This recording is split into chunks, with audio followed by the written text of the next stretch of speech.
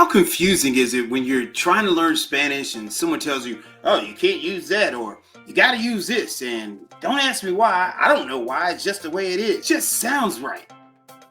Well, in today's episode of 30 for 30, we learn 5 super tips that will help you remember when to use the verb estar. Vamonos.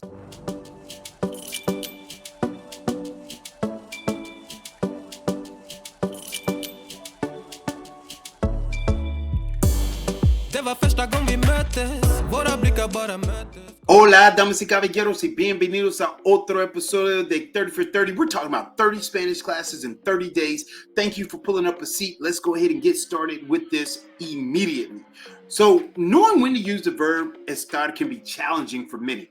Oftentimes, we can be confused by the reasons for justifying when to use the form of estar.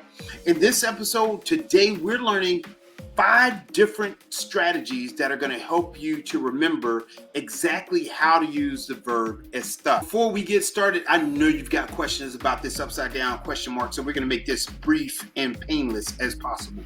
When you're reading in Spanish, we like to prepare the reader for knowing that a question is getting ready to show up on the horizon in the literary text.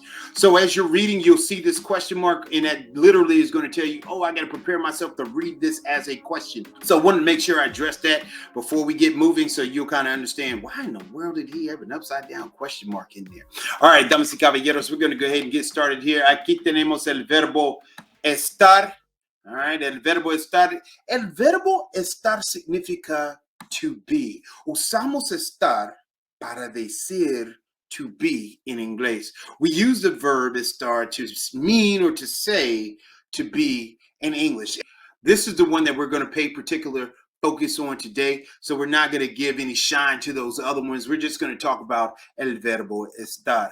La segunda cosa, se puede usar el verbo estar para decir muchas cosas en español. So you can use the verb estar to say a lot of things in Spanish, to create different idioms and things of that nature in Spanish. So we're going to be taking a look at those today.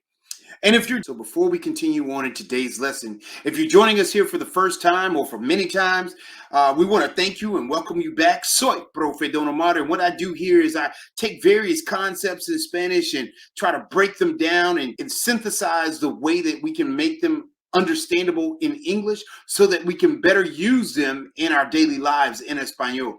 All right, damas y caballeros, vamos a continuar. Aquí tenemos todas las formas, las conjugaciones del verbo estar. Here we have all the conjugations of the verb estar. Y vamos a empezar aquí. We're going to start here with I am in español. Yo estoy. There's an asterisk on that estoy because it's irregular. All right, it does not follow the normal rules for conjugation form. The tú form in español, tú estás. All right, we've got an accent covered the letter A in estás.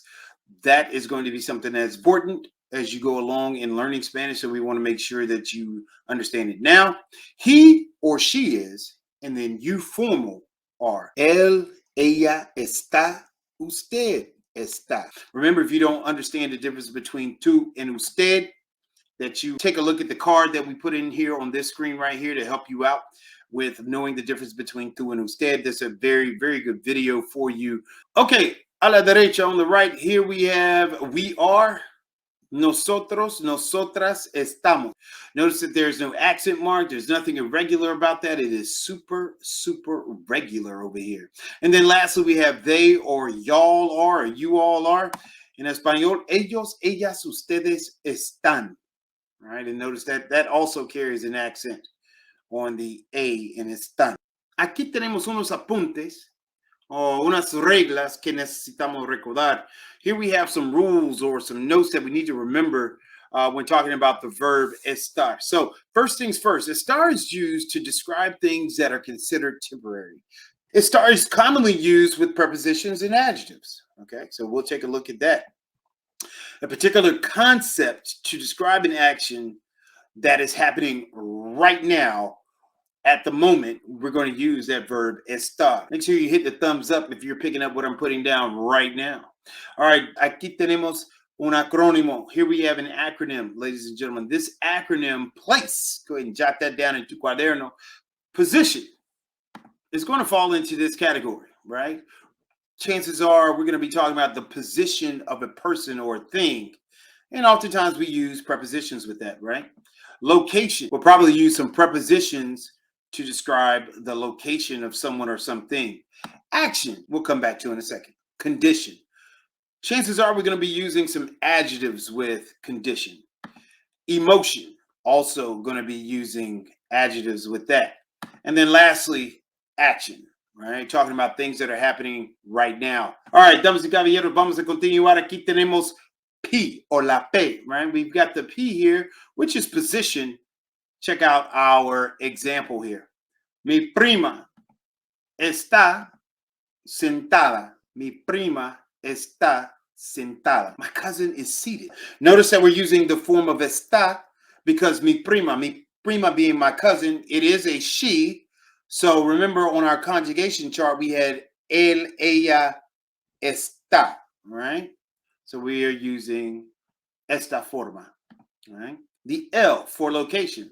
La pizza está encima de la mesa. La pizza está encima de la mesa. So what are we talking about here? We're talking about that pizza being on top of the table, giving us a location, all right? La acción, action, right? Yo estoy hablando. Yo estoy hablando, right? I'm talking. The C for condition. Él está nervioso. Él está nervioso. He is nervous. So, but while we're talking about condition, let me go ahead and throw in some foodie situation. I know if you're a foodie, you're going to appreciate this, but we've got a bonus scenario that we want to bring on for my people that love to eat. Check it out, en acción. And I know if you can eat, if you love to eat, you see these tacos in the background. And believe it or not, it is Taco Tuesday when I'm recording this. So you know what it is. All right, aquí tenemos la pregunta. ¿Qué tal están los tacos? All right. We're talking about the condition of the tacos that you just ordered today on Taco Tuesday. We're talking about the ones that they just brought to your table. ¿Qué tal están los tacos? Right? Los tacos están deliciosos. Or we could be saying están deliciosos. So perhaps the mesero, camarero, or camarera, the waiter or waitress comes to your table and they say, ¿Qué tal están los tacos, señor? Están deliciosos. Right? We're telling them how the tacos that are on my table right now that I'm eating taste. Not tacos in general. That's another verb, another day.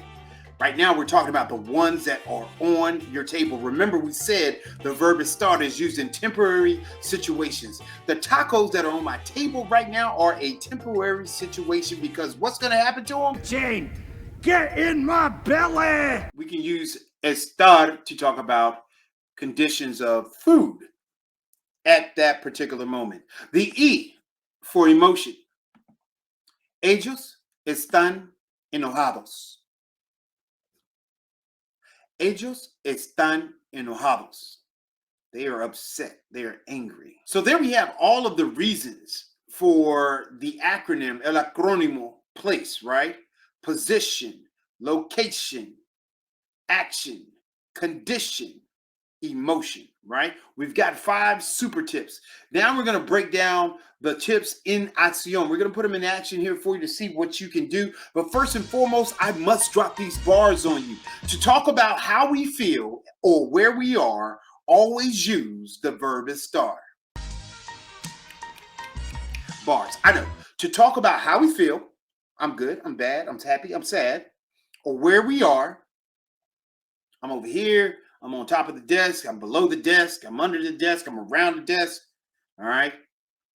We're going to use the verb estar. We're talking about location, and we're talking about emotion or even conditions in some situations.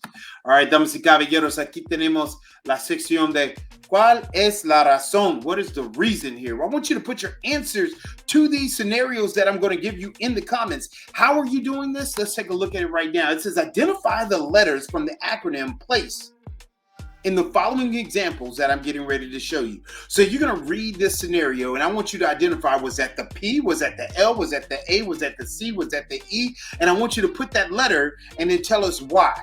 all right? Or at least just put the letters in order and tell us, okay, question number one was the letter C. The question number two, so on and so forth, okay? So let's give it a shot here, see what you got. Buena suerte, damas y caballeros. Número uno. Mi mamá está conversando con mi abuela. Mi mamá está conversando con mi abuela. I'm not going to even help you out with these sentences because I think between the pictures, the illustrations, I know it seems elementary. I know you got to use the pictures to tell you what the words are saying. Hey, but you might be learning something when you're not necessarily learning something, but you're learning something. Message. You know what I mean? ¿Cómo estás hoy? ¿Cómo estás hoy? ¿Dónde está Fluffy? Or en español, ¿dónde está Fluffy? Oh, man. Mi bocadillo de barbacoa está muy empapado. Mi bocadillo de barbacoa está muy empapado. Empapado being like soggy. Estoy perdido. Ayúdame, por favor. Kind of gave this one away. But you get the idea, especially if you watch Dora. Ayúdame, ayúdame, right? Estoy perdido. Ayúdame, por favor. Damas y caballeros, that is our What's the Reason section for today's answers. Make sure you put those answers in the comment section below. Be sure to check out our playlist on 30 for 30. You can click the link right here, or you can actually check out WTF Wednesdays, El Verbo Ser versus Estar. If you want to see that other verb that we were talking about, click that link as well. Soy Profe Don Omar. Nos vemos.